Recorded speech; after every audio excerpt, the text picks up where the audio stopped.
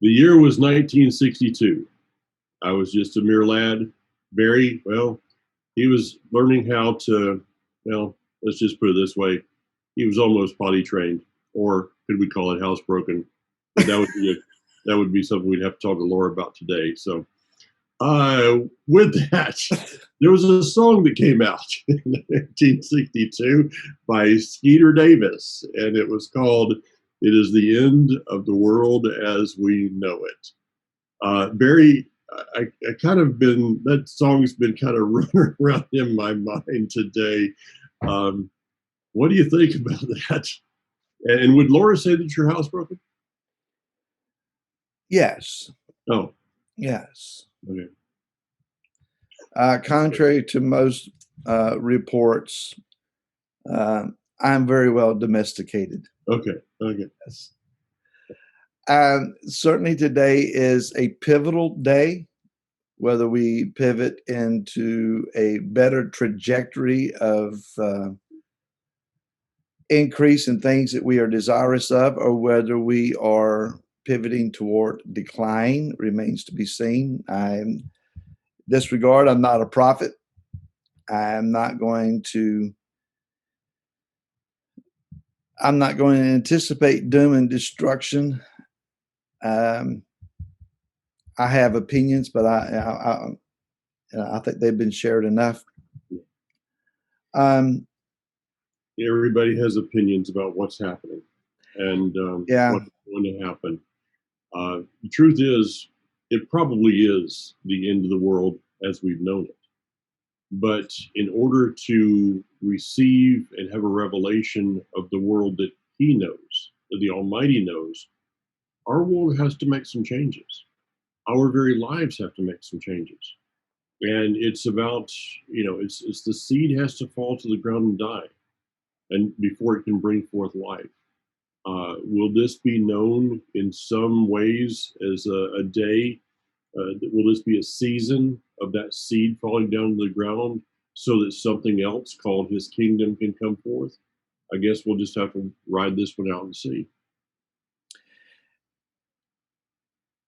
There are a lot of very, very zealous people who seek to walk a righteous walk, who believe that unrighteous things have been accomplished. Mhm. I would count myself among that. At least the believing that things are that are unrighteous have been accomplished. Mike, we get very anxious about what we don't know. Uh, at the same time, oftentimes we are very confident about what we are doing, whether we have a very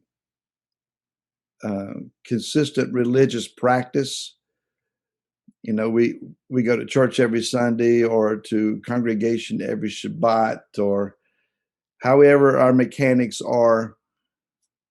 We like to say, well, I'm doing all that I know to do that is right. And so we have this confidence about ourselves. Well, if He showed me to do something different, I'd do it.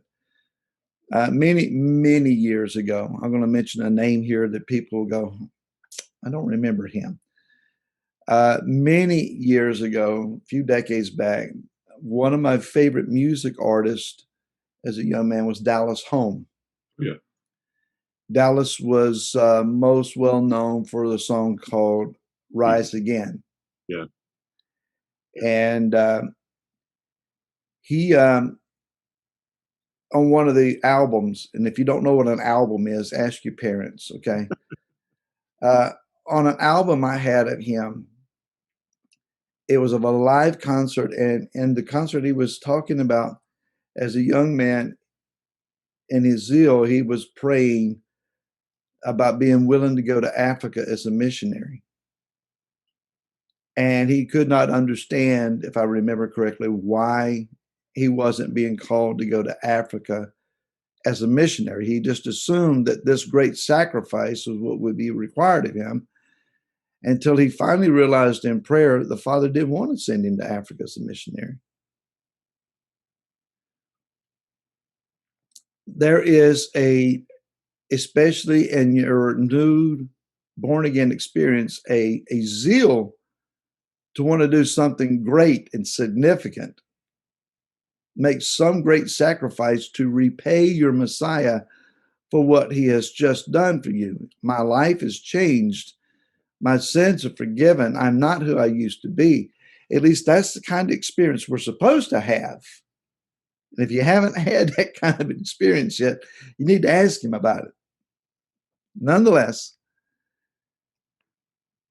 zeal and passion and willing sacrifice, they are fruits of repentance, but they can be a seedbed of great fruit bearing, or they can be a seedbed of great misdirection. Mm-hmm. We started talking last week, Mike, about Rav Shaul, the Apostle Paul, on this road to Damascus with authorization letters in his hand to arrest people. I mean, to not only arrest them, but to be rough with them, Mm-hmm. lead them away in chains back to Jerusalem to stand trial against accusations that they were doing injustice and damage to the Torah, that they were adherents to this radical sect called the Way, and following Yeshua. And the big damage was they were claiming that Yeshua was not dead but alive. Yeah.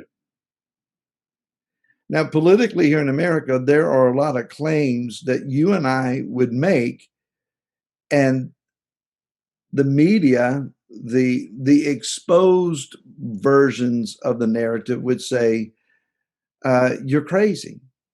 You and I might stand up and say the election and from November was fraudulent. Mitch McConnell last week or this week has said the promotion of those lies is what stirred up a crowd to go into the Capitol building. You and I know better. Yeah. And yet we would be branded as insurrectionists or radicals, or a list of other words there.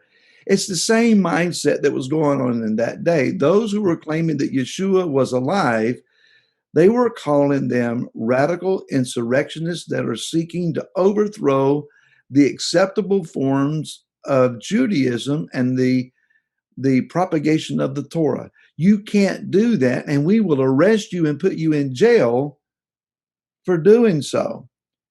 And Shaul was the Chuck Schumer, Nancy Pelosi of that movement that was vehement.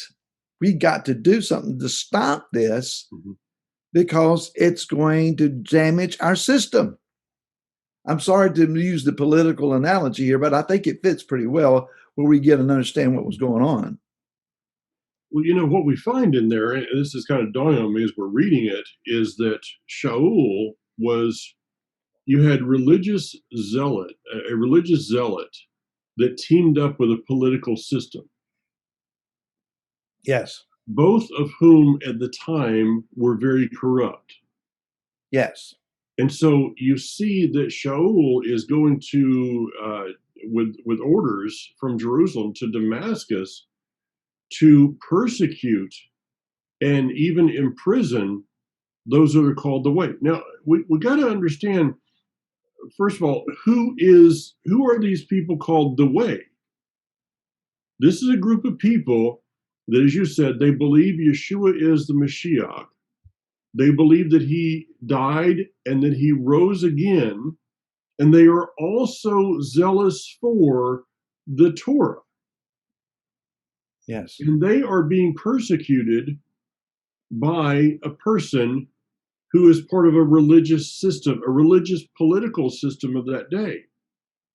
Now, in my Assembly of God days, back to those, my pastor would have loved these verses. He did.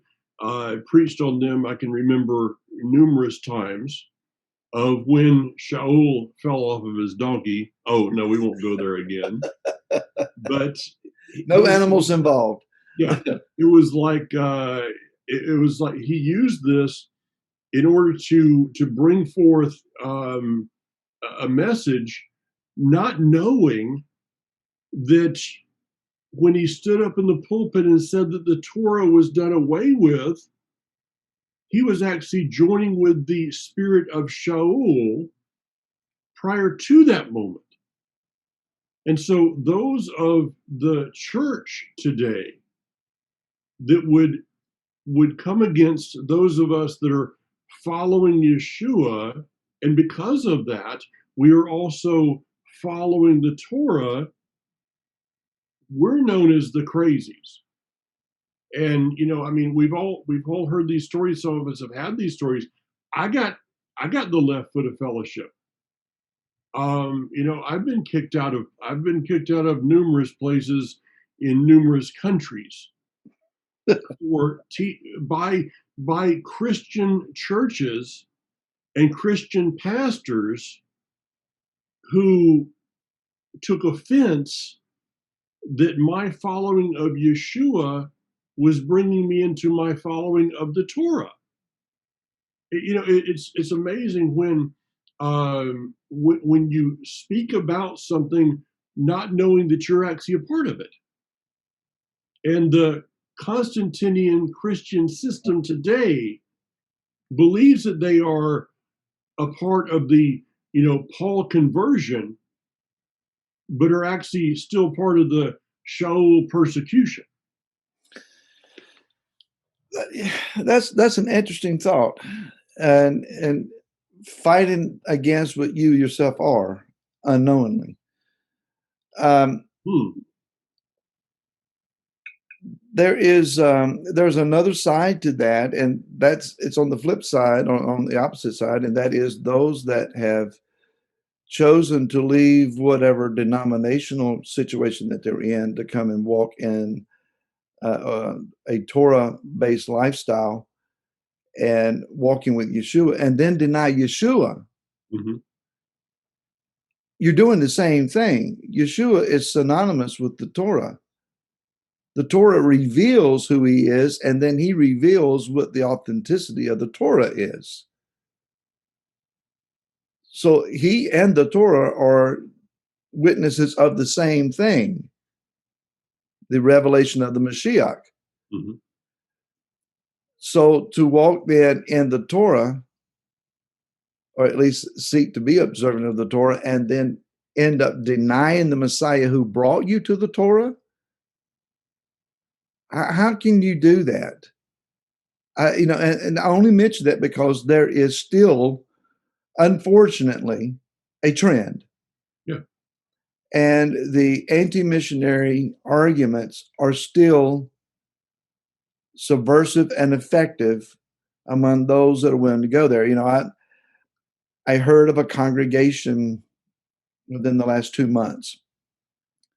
I just assumed that they were walking parallel with us, and we've had some connections over the years, and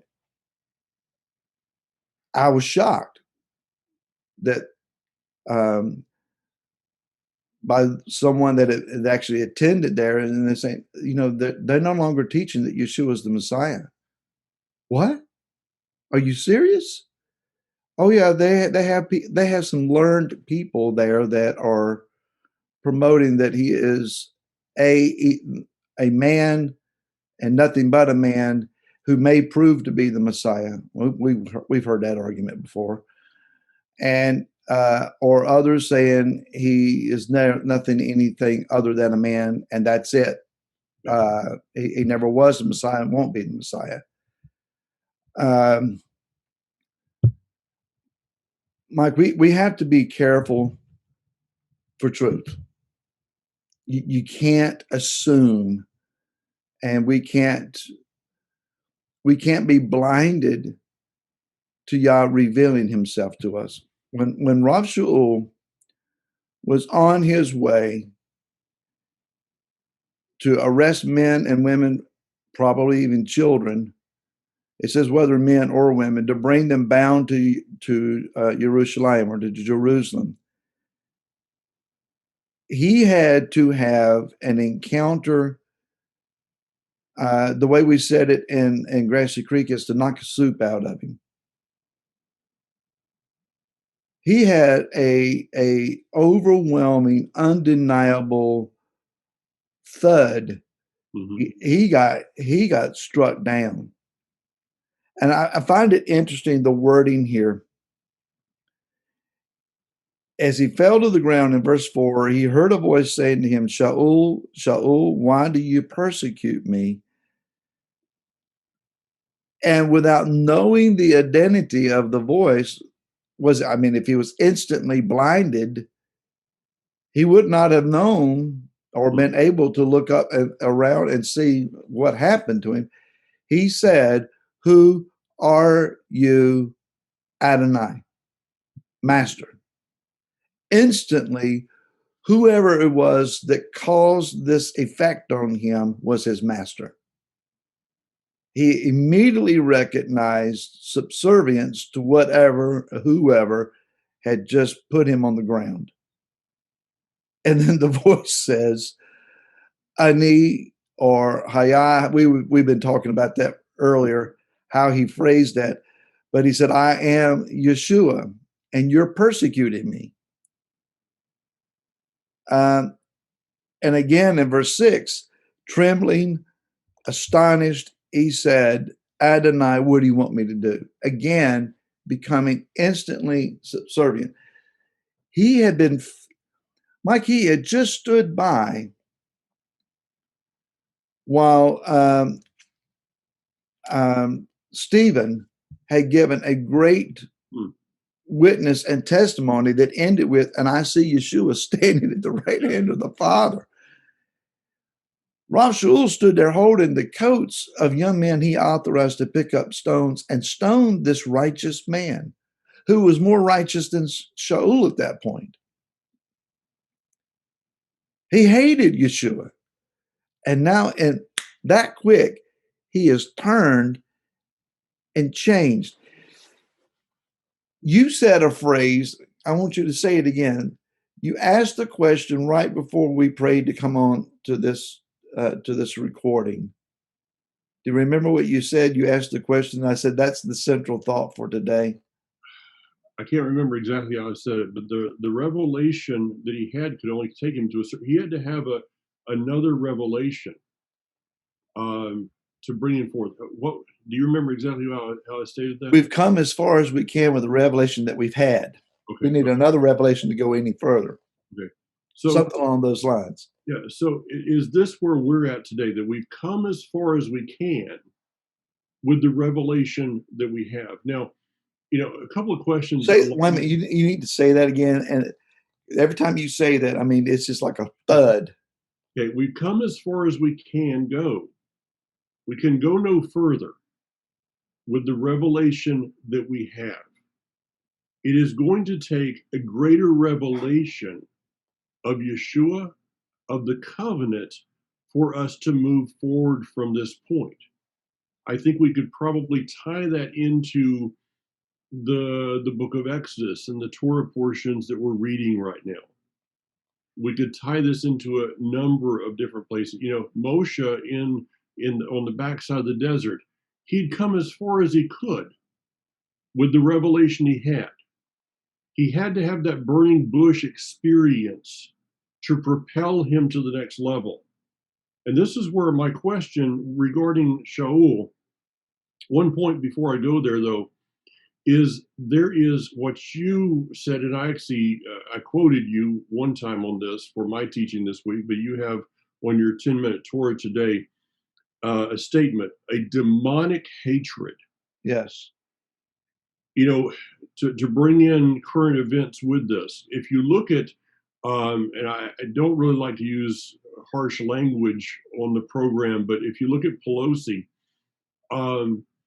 you see it's as she is when she mentions Trump, and I have my problems with with the whole political issue and Trump. That's not. This is far beyond that. It's like she's trembling inside. There is a demonic presence that is within her. These rioters that we saw in the previous year, it's uh, a demonic hatred. And what I said in my that will be released tomorrow, I don't think that we've understood the hatred that Hasatan has for the Creator. There's not, well, I'm going to take a day off from my hatred. No, there's never any that level of hatred never sees a day of satisfaction. That I've come to the place of hating them enough that I can let it go now, or I can just kind of hold this level. But what we've seen in our society lately is the level of spiritual realm hatred that this Hasatan has for the Creator has now entered into the physical realm. Mm-hmm. This is the level of hatred that is beyond any kind of what Shaul is doing here. This doesn't make any sense. This guy has his own success, his own notoriety. Why is he going after this little group of people over here? Because it's demonic. But yet, when he falls to the ground, when he sees this light and he falls to the ground, he in saying, Adonai, who are you? Now I've been to shop. This word Adonai is one that many people will just relate it to the Almighty, as it's translated in King Jimmy as Lord, but it's actually the word sir. I've been in Israel and walked into a shop, and someone would say, in Hebrew, could I help you? Adonai. It's like us going into someone comes into a store, or you go into a store and someone, this never happens anymore. They walk up to you and say, could I help you, sir? That's really the context of this, but we take it to another level. The next words are very important, and we can't find the translation. We don't have it exact. When Yeshua introduces himself to Shaul, does he say Ani Yeshua, the same as Joseph said to his brothers, Ani Yosef, I am Joseph?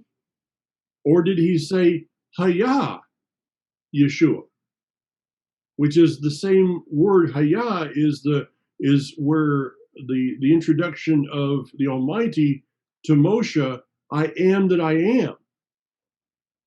That's the word that he would have used. Haya would have been the word there.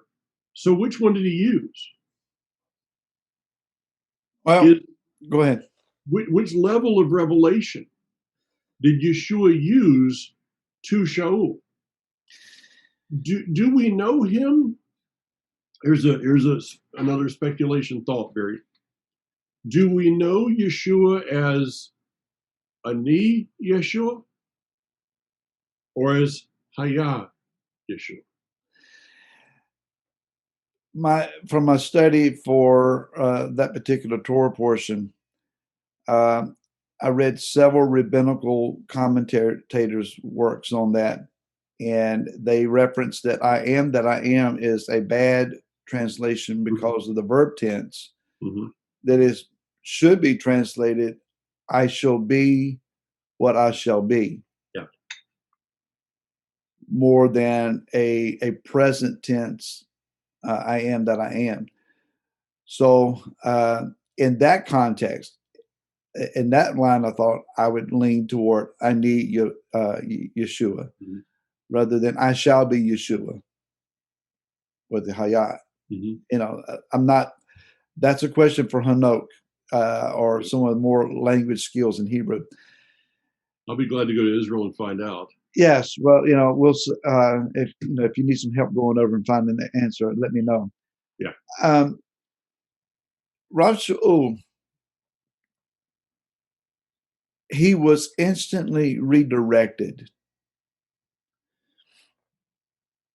because of a greater revelation, Mm-hmm. a more personal revelation. A few moments ago, you were talking, and I was wondering in my mind, and is it Yochanan 8? Let me turn there quickly.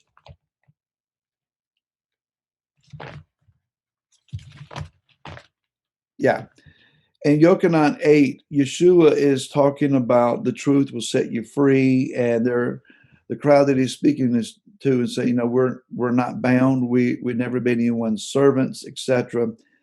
And they're claiming to be the seed of Abraham. And Yeshua has just said, if you were Abraham's children, then you would do the works of Abraham, but now you seek to kill me. And he's saying to them in verse 41, you're doing the works of your father. And he reveals to them in verse 44, you are of your father, the devil. What you're doing, you're not seed of Abraham, you're seed of Hasatan. Was Rav Shul standing in that crowd? Was he seething with anger that he had been re-identified against his own convictions and understandings? We don't have any proof that I've ever seen where Rav Shul ever met Yeshua personally or stood in a crowd that saw him. Was he going on his reputation or the actions of those that followed Yeshua, or had he personally witnessed Yeshua teaching and become part of the seething, angry crowd that was raised up in indignation against Yeshua because he exposed them? Now, whether he met him earlier or not, here he has such a dramatic encounter with Yeshua that it totally refocuses his life. It puts him in danger for his life because of the radical change. I've heard it said several times within the last 24 or 48 hours. This is our Red Sea moment as far as events in America. We need the sea to open up. We need the miraculous event to change the course of the future. As dramatic as the death of the firstborn was, as dramatic as the crossing the Red Sea was, there was still the necessity of a Mount Sinai experience that exceeded all of those. To actually, as a nation, physically, audibly hear the voice of the Creator, and not just faintly, like was that you, Father? Did you just speak to me? No, it's shaking the mountain. The mountain's about to explode, fires everywhere, lightning, thunder, blinding sounds of the shofar. I mean, it's obvious this is him. We need that. Yeah. Mike, we're going on the ebbing waves of what has already happened. You throw a large object into a body of water, there's the splash and the rippling. A boat rides by and there is the wake, and it throws waves upon the shore of the lake until they begin to calm down. And it's like just the last rippling effect. That's where we are as a people. The last rippling effect of that which has moved powerfully in the past. We're needing revival. And when I say that, I'm not talking about in the context of anything that we've seen before. We don't need another movement, my opinion. I don't know that we need another movement where people are laying on the floor. We need a movement where people stand up and stand up powerfully. But here's the thing: when Shaul stood up, the end result of that is that he received sight. He was blinded. I think that one of the greatest maybe one of the revelations that came to him along the way, was when he received his sight, he realized how blind he had already been. He had been up to that point. Yeah. His physical blindness revealed his spiritual blindness. Yes. His physical sight was not revealed until he began to see spiritually. Now, you brought up an interesting question. Did Shaul have any interaction with Yeshua? It is kind of beyond, and somehow this page between the end of Yochanan 21 and Acts 1, somehow that page is like almost as large as the one between Malachi and Matthew. Mm-hmm. It's like somehow there's a new era that has been. No, this is just continuation. You read the book of Luke and then Acts, it's a continuation. But to think that Shaul had not been part of the whole crowd regarding Yeshua and his crucifixion, to think that they had never he had never seen him before, is kind of beyond my comprehension. To read the story of Stephen, why was Stephen there? Why was Shaul so close to Stephen there? Is it what had happened? We don't know those things. But what we see is that this man has a revelation that propels him into his destiny. Mm. If there's something we need today, it is a revelation that propels us into our destiny. I agree. And probably many of us are going to go through some times of blindness so that we can come to grips with just how blind we've really been. Mike, there is a recording that's to take place within the next week, where Mark Webb, who leads a congregation in Arizona, and I are going to do a recording pertaining to some signs in the heavens, what the stars, sun, moon, and stars are telling us. This is not astrology where we're predicting the future based on planetary movements, etc., but rather that Yah says He would speak to us in Bereshit or Genesis chapter 1, that He gives them the planetary stars and so forth, signs, times, seasons, etc. There is a shift taking place, moving over into the constellation of what is commonly called Aquarius. The age of Aquarius is coming. If anybody remembers the fifth dimension. Yeah. Dating ourselves a little bit there. But scripturally, it's the outpouring, the man with the outpouring. And actually, we normally see the picture of just one vessel being outpoured. It's actually two. That significance is right on top of us within the next month. What kind of outpouring are we going to have? Judgment or an outpouring of His Spirit?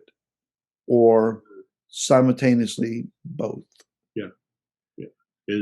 Are those two pictures significant of judgment and mercy, which is the same as the Torah speaking of in Egypt, that there were plagues that happened in Egypt. There came that place, that division of time, that the plagues of judgment no longer affected the house of Israel. Yes. They were receiving the water of mercy. Mercy was not affecting Egypt. It was going full force. We need to be prepared for these days. We're asking for, as you just said, that which propels us. We've gone as far as we can go on what we've already received. We are a hungry, desperate people in need of deliverance, an outpouring, an infilling, a repositioning, a fresh movement of Him. And rather than being consumed with the cause of the political situation that we have been consumed with, let us pray even more fervently for the advancement of the kingdom. I'm not happy with some things. I wanted some things to turn out differently, and I prayed for them to turn out differently. And I still join with those that would pray for the miraculous. If the miraculous can happen, if the overwhelming, surprising thing can happen, so be it. Bring it, Father. If not, I still trust Him. Yeah. My master, my king, doesn't change his identity because who rules over a particular nation. Well, Yeshua is still king, and we need to be focused. You bring your kingdom. Yeah. Then and only then will there be what we're actually looking for. Yeah, no doubt. It's a day to study the prophets, not the puppets. I want to do something other before we go, Mike. I want to do a brief commercial. Folks, if you're not already receiving the Join to Hashem newsletter or weekly commentary that Mike records and puts out, you can go to jointohashem.org and sign up for that, and you need to do that. If you're not watching the 10-minute Torahs that I do on a weekly basis, I'd love to have you join us in that. We're finally gaining some ground and building an audience for that. I appreciate your taking a chance and looking at those. And wherever it is that you are fed or encouraged, your local congregations, especially if you're going to a local congregation and you're not supporting that local congregation, you need to do so. One thing that we don't teach, and shame on us for not doing so, one thing that we failed in teaching because of the offense that people have when they were in the church system and being overly promoted in some situations. You got to give, got to give, got to give. And you gave until you gave out. Yeah. Lest we reoffend you all over again, oftentimes we don't say anything about that. Yeah. Tithing and giving, supporting and encouraging is still a part of Yah's kingdom and His plan. So especially your local congregations, if there are ministries that bless you, your prayer support is a vital commodity. And more than anything else, I think Mike would agree, we ask your prayers that Yah would give us wisdom and understanding as to how to lead and how to speak to His people. If you have something monetary you want to share or whatever that might be, that's awesome. Thank you. But more than anything else, support your local congregations through your giving and Mike and I through your prayers.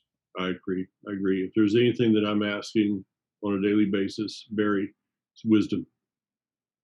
Probably two things, wisdom and discernment. But truth is, wisdom will give you discernment. Discernment will probably give you some wisdom too. So. Yes, they go hand in hand. Well, take care. Shalom, everyone. See you next week.